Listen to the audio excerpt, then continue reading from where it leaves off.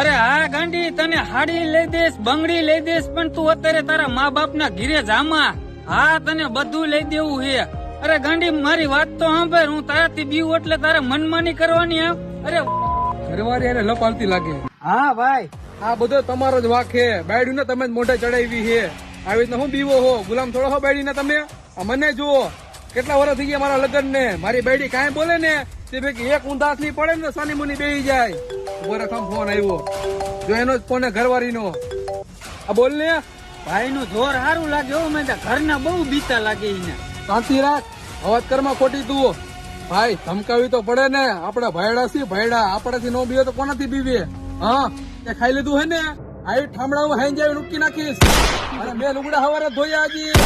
10 જોડી લુગડા હતા, થાકી ગયો હું. પોતા કાલ થઈ જાય. 2 દિન કે હીરે ઉપર બીતો નથી હું કરી લઉં કામ.